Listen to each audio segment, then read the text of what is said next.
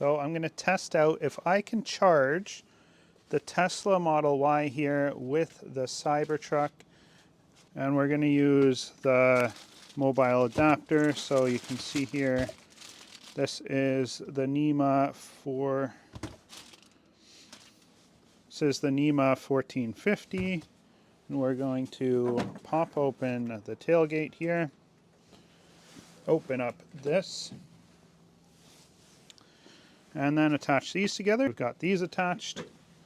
And you can see how that goes, like that. Plug it in. So it's plugged in there.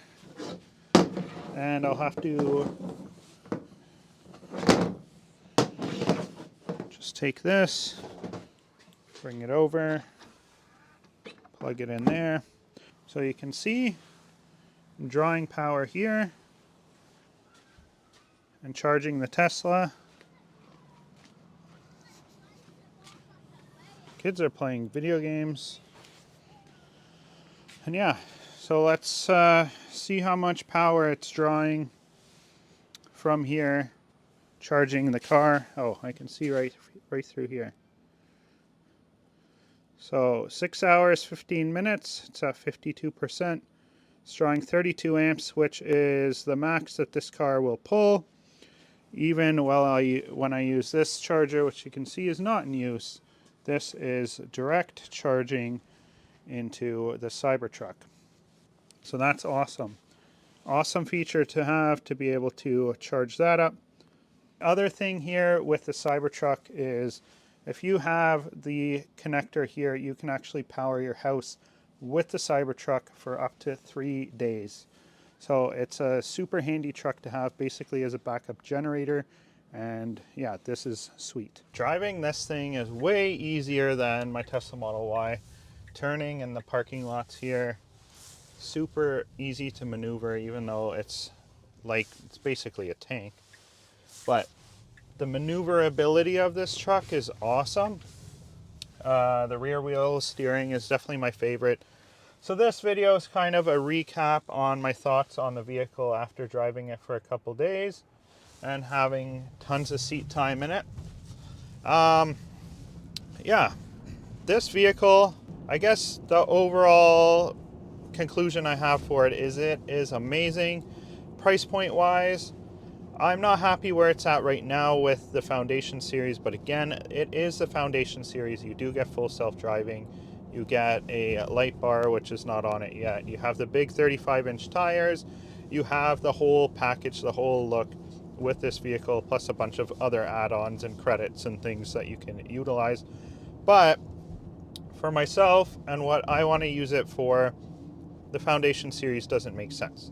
Now, that doesn't mean this is not a good buy, a good purchase for you if you're looking to get a truck, especially an electric vehicle, and specifically a Tesla that has a super good supercharging network. This would be a good buy. This one that I'm in is the dual motor all-wheel drive version, and yes, it is a Foundation series, so it does have all the bells and whistles. Downsides are it grabs everyone's attention, so that's positive or negative. If you want to kind of remain low profile, don't want people coming up to you, talking to you, or yelling at you when you're driving, whether that's a nice truck. I've had a few of those. I've had people come up asking me, what is it? They don't know what it is. They've never seen one before, never heard of it. That was an older gentleman that asked that question. But you don't want to be shy. Well, I would say I'm shy, but I'm okay. I'm comfortable with talking to people that approach me, that come up to me and ask about it. That's totally fine with me. And I always make sure to give them some time to check it out, look at it if I have the time, and really see the truck, because there's not a lot out there and there's not a lot of owners right now here in Canada. Now, as time goes on, there's going to be cheaper versions of this truck with smaller wheels, some less some of the less upgrades that this one has, but I'll keep you guys informed here on the channel about that. If you want to rent this exact truck, you can use the code TIC100 for $100 off your rental. He has a 3-day minimum rental on the truck, and you can reach out to him. His Instagram will be down below in the description, and or Turo link in the future, because right now in Ontario they're not allowing it on Turo, but you can still rent it from him through messaging him there on Instagram. Make sure to mention the code TIC100 and get $100 off your rental of the Cybertruck. Now also, I want to give a special thank you to Handshow for making this entire video series possible with this truck, and them sending out the running boards that are on this truck. They are wonderful. They're actually, I didn't realize how helpful the running boards, Nerf bars, whatever you want to call them, side steps are on the truck. When you have the truck in a higher setting, which I tend to like to park it in a medium or high setting, it allows you to step into the truck with relative ease, and it's just a nice feature to have. When I get my Cybertruck one day, I will be putting on the Nerf bars. Oh, there's the kids just leaning out the car window there. That's kind of funny. But yeah, the owner just texted me he's on a route to my house to pick up the truck, so I am currently headed home, driving home so that he can pick it up and take it on home. Space in the truck, I'm actually pleasantly surprised. Like, I knew the Cybertruck had space. I've been in a few, I've filmed a bunch of them, whether that's in the showroom or owner's trucks, and actually living with it for a few days, you realize how spacious it actually is. The front area, tons of space, tons of even luggage space up here in the front. And then you have the front, which has more space. The back seats have plenty of space back there as well. And then the whole bed of the truck is massive. When I get home here, I'll measure the back bed of the truck for those that are curious. But you can definitely fit large sheets of drywall, 2x4s, plywood, with the tailgate down, and you can even have the tailgate up and keep the tonneau cover close to closed. You can adjust where it stops if you have stuff sticking out above the tailgate and through the openings.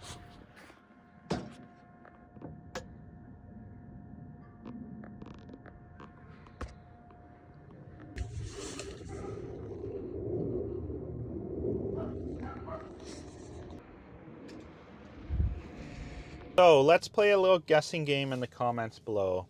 If you're watching this before non-foundation pricing in Canada has been announced, what do you think the pricing is going to be for a dual motor non-foundation as well as a beast non-foundation, the tri-motor version? Do you think it'll be 110,000 and maybe 130,000 for the Cyber Beast, 110 being the dual? Or do you think it'll be $999 for the dual motor? Now, if we do a straight currency conversion, $999 doesn't make sense. 110 does. But if they want to start moving more and more Cybertruck units this next year, well, this year, 2025, I think they're going to have to get a little bit more aggressive on the pricing strategy, especially here in Canada, and get it under that $100,000 mark for the dual motor. Whether they do that right away or they phase that in over the towards the end of the year and early 2026. Now, that is just me making a guess on that. We'll see what happens there and what the pricing ends up being. But the rear-wheel drive version, that's a big one that's up in the air on pricing. I think it'll be somewhere around the $80,000 range here in Canada for a rear-wheel drive version. Now, in past videos I've said I'm waiting for the rear-wheel drive version of the Cybertruck. After experiencing this dual motor and how well it handles and grips in the snow, I really do want to test out the rear-wheel drive first before making a final decision, but I'm almost leaning towards just getting a dual motor and purchasing that. But we are going to have to wait and see how things go, and if I get the opportunity to test a rear wheel drive, specifically in the snow, in the ice, I would like to do that first before committing to a final decision.